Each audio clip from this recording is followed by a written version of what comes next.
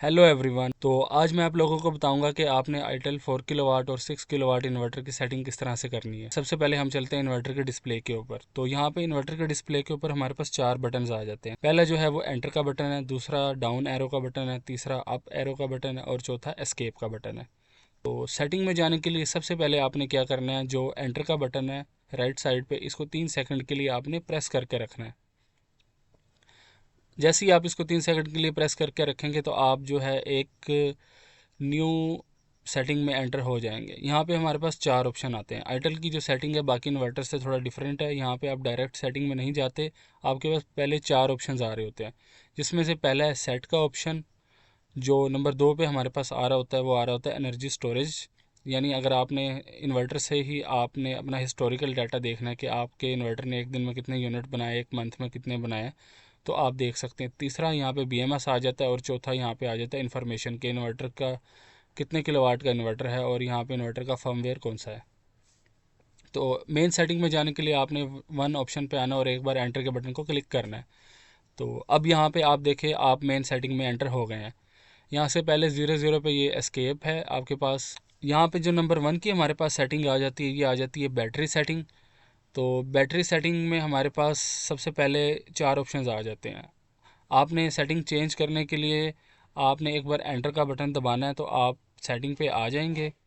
वो ब्लिंक हो रही होगी, जो ब्लिंक हो रही होगी यानी उसको आप डाउन और अप एरो से चेंज कर सकते हैं।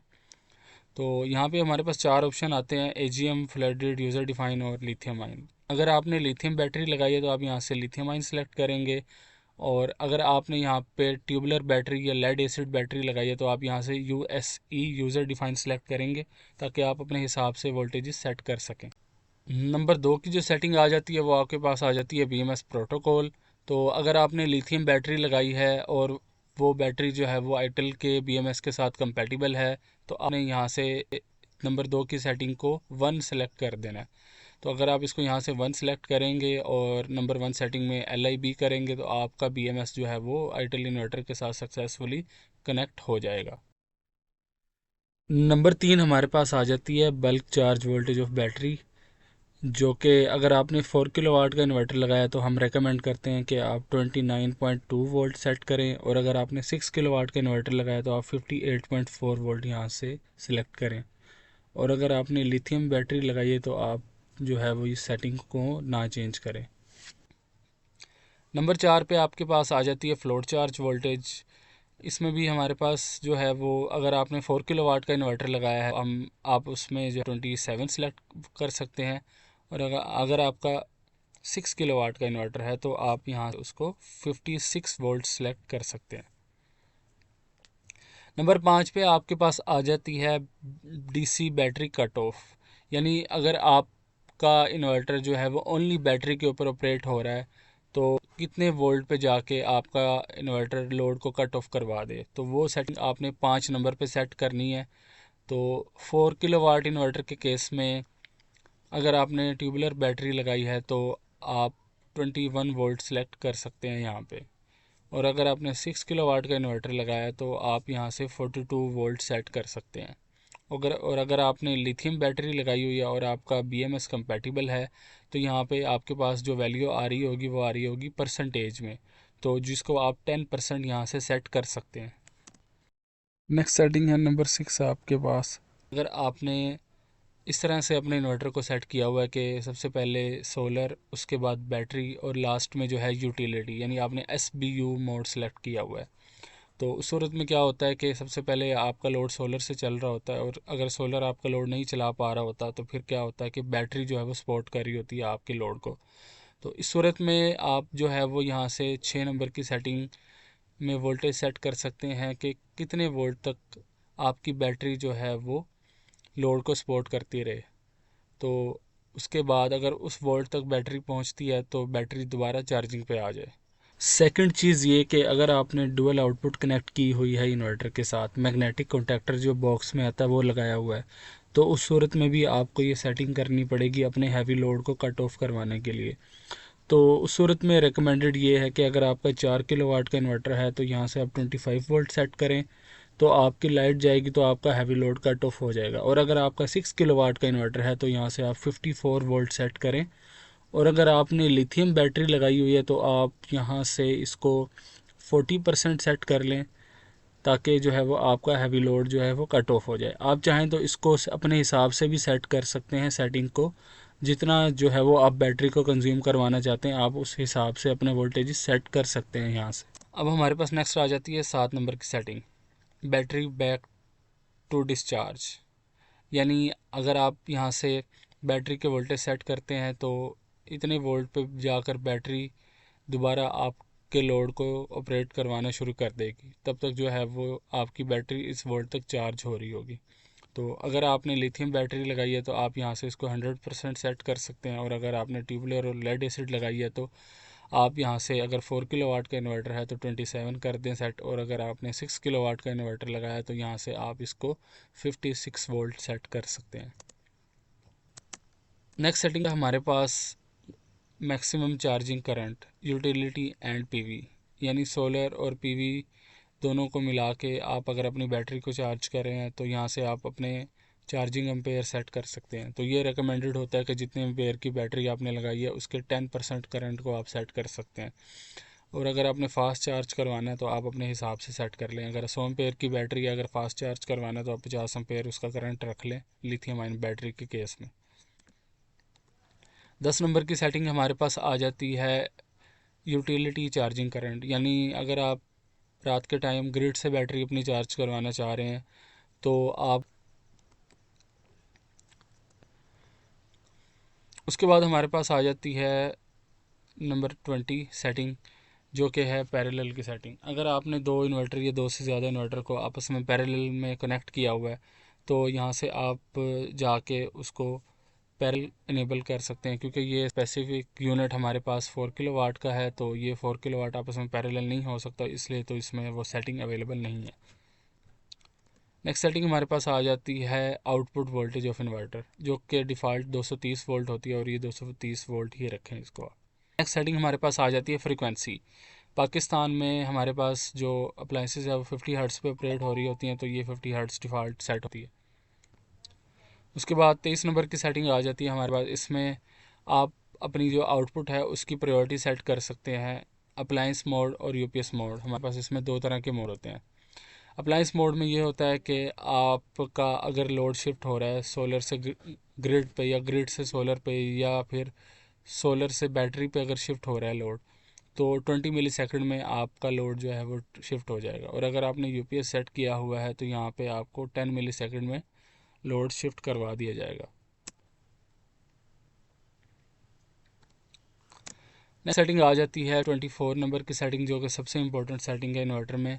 इसमें हमारे पास तीन ऑप्शन होते हैं, USP, utility, solar, battery, SUB and SPU. तो इसमें रेकमेंड किया जाता है कि आप एसयूबी रखें सबसे पहले, सोलर, उसके बाद यूटिलिटी और बैकअप के तौर पे बैटरी। लेकिन अगर आपने लिथियम बैटरी लगाई है और आप चाह रहे हैं कि आपने जो है वो एक्सपेंसिव बैटरी बाय की है तो आप यहाँ से इसको एसबीयू सेलेक्ट कर सकते हैं, ताकि आपका जो है लोड सोलर और बैटरी पे चलता रहे और यूटिलिटी आपके पास लास्ट ऑप्शन हो। नेक्स्ट सेटिंग हमारे पास आ जाती है बैटरी चार्जिंग प्रायोरिटी। इसमें तीन ऑप्शन होते हैं हमारे पास, सीएसओ, सोलर। सबसे पहले सोलर, सीएसओ में क्या होता है कि सबसे पहले आपका सोलर आपकी बैटरी को चार्ज करेगा। अगर सोलर अवेलेबल नहीं होगा तो फिर आपकी बैटरी वापडा से चार्ज होगी। सेकंड ऑप्शन होता है एसएनयू, सोलर एंड वापडा, सोलर एंड यूटिलिटी। तो इसमें क्या होता है कि आपकी बैटरी सोलर और ग्रिड दोनों मिलकर चार्ज कर रहे होते हैं। तीसरा ऑप्शन आ रहा होता है ओएसओ, ओनली पीवी। यानी अगर आप चाह रहे हैं कि आपकी जो बैटरी है वो जस्ट और जस्ट सोलर से ही चार्ज हो तो आप यहाँ से इसको ओएसओ पे सेट कर सकते हैं। नेक्स्ट ऑप्शन हमारे पास आ जाता है फीडिंग पावर टू ग्रिड। अगर आपने नेट मीटरिंग करवाई हुई है और आप चाह रहे हैं कि आपकी जो एक्स्ट्रा पावर है, एक्स्ट्रा जनरेशन है जो यूज़ नहीं हो रही, वो वापडा को जो है वो फीडबैक चली जाए, तो आइटल के 4 किलोवाट और 6 किलोवाट दोनों इन्वर्टर में ग्रिड फीडिंग का ऑप्शन आता है। तो 26 नंबर की सेटिंग पे आप यहाँ पे आके इसको ग्रिड फीडिंग को इनेबल कर सकते हैं। नेक्स्ट सेटिंग हमारे पास आ जाती है ओवरलोड बाईपास। तो अगर आप इसको इनेबल रखते हैं तो आपका जो लोड जो है वो उसको बाईपास कर देगा इन्वर्टर, अगर आपका इन्वर्टर ओवरलोड होता है तो। नेक्स्ट सेटिंग हमारे पास आ जाती है ओवरलोड रीस्टार्ट। अगर आप इसको इनेबल रखते हैं तो अगर आपका इन्वर्टर ओवरलोड होता है तो वो ऑटोमेटिकली रीस्टार्ट हो जाएगा। अगर आप इसको डिसेबल रखते हैं तो आपका इन्वर्टर शट डाउन हो जाएगा, ट्रिप कर जाएगा, तो आपको आके मैनुअली उसको स्टार्ट करना पड़ेगा। नेक्स्ट सेटिंग हमारे पास आ जाती है ओवर टेम्परेचर रीस्टार्ट फंक्शन। अगर आप इसको इनेबल रखते हैं तो आपका इन्वर्टर अगर ओवर टेम्परेचर की वजह से ट्रिप होता है तो वो ऑटोमेटिकली रीस्टार्ट हो जाएगा। और अगर आप इसको डिसेबल रखेंगे तो आपका इन्वर्टर ओवर टेम्परेचर की वजह से ट्रिप कर जाएगा, तो खुद से स्टार्ट नहीं होगा, आपको मैनुअली आके इसको स्टार्ट करना पड़ेगा। नेक्स्ट सेटिंग 40 नंबर की सेटिंग है हमारे पास, ये है बैक लाइट ऑफ एलसीडी। अगर आप इसको इनेबल रखते हैं तो आपकी जो इन्वर्टर की एलसीडी है, डिस्प्ले है, ये ऑलवेज ऑन रहेगा। नेक्स्ट सेटिंग है 41 नंबर की सेटिंग, जो कि है auto return to the first page of display screen. यानी अगर आपने इसको डिसेबल रखा हुआ है तो आपका इन्वर्टर क्या करेगा कि आपकी जो डिस्प्ले है वो जिस पैरामीटर को डिफ़ॉल्ट शो कर रही होती है, अगर आपने कोई पैरामीटर अप और डाउन बटन से चेक किए हैं तो वो ऑटोमेटिकली कुछ सेकंड के बाद डिफ़ॉल्ट पे वापस आ जाएंगे। अगर आपने इसको इनेबल किया हुआ है तो आपने जिस पैरामीटर पे छोड़ा होगा इन्वर्टर को वो वहीं पे रहेगा। नेक्स्ट सेटिंग हमारे पास आ जाती है बज़र अलार्म की सेटिंग। अगर आपने इसको इनेबल किया हुआ है तो अगर आपका इन्वर्टर ट्रिप होती है, ओवरलोड होता है, तो आपका इन्वर्टर अलार्म देगा। और अगर आपने डिसेबल इसको रखा हुआ है तो आपको बीप की आवाज़ नहीं आएगी। नेक्स्ट सेटिंग हमारे पास आ जाती है 43 नंबर की सेटिंग, जो कि बहुत इंपॉर्टेंट है इसको इनेबल करना। इससे ये होगा कि अगर आप अपने इन्वर्टर को ऑनलाइन करते हैं और वहाँ पे अपना डाटा मॉनिटर करते हैं, तो अगर आप इस सेटिंग को इनेबल करेंगे तो आपको हिस्टोरिकल डाटा शो होगा कि आपके इन्वर्टर ने एक दिन में कितने यूनिट बनाए हैं, एक महीने में कितने यूनिट बनाए हैं, और ओवरऑल जब से इंस्टॉल हुआ है तो कितने यूनिट बनाए हैं। नेक्स्ट सेटिंग आ जाती है 44 नंबर की सेटिंग, जो कि है रीसेट डिफ़ॉल्ट। अगर आप इसको इनेबल करते हैं तो आपकी जो सेटिंग्स हैं वो सारी डिफ़ॉल्ट सेट हो जाएंगी। नेक्स्ट है फ़ैन वर्क मोड। इसमें आप जो है वो फ़ैन को कंट्रोल कर सकते हैं कि फ़ैन को आपने लोड के हिसाब से ऑपरेट करना है या मैक्सिमम स्पीड पे आपको इसको ऑपरेट करना है। लास्ट में हमारे पास आ जाती हैं 50 से लेकर 55 तक टाइम एंड डेट की सेटिंग, जो कि बहुत इंपॉर्टेंट है कि आप इनको सेट करें।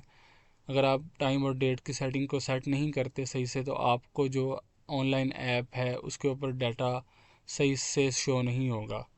तो अगर आपने अपना हिस्टोरिकल डाटा सही से मॉनिटर करना है और आप चाह रहे हैं कि वो आपको करेक्ट जो है वो ऐप के ऊपर शो हो, तो आपने टाइम और डेट की सेटिंग को लाजमी करना है।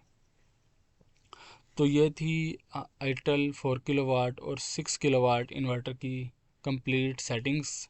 लेकिन अगर अभी भी आपके कुछ क्वेश्चंस हैं, कोई सेटिंग आपको समझ नहीं आई, कोई चीज़ हमारी तरफ से आपको लगता है कि मिस हो गई है, तो आप कमेंट में जो है वो हमसे क्वेश्चन कर सकते हैं। Thank you very much.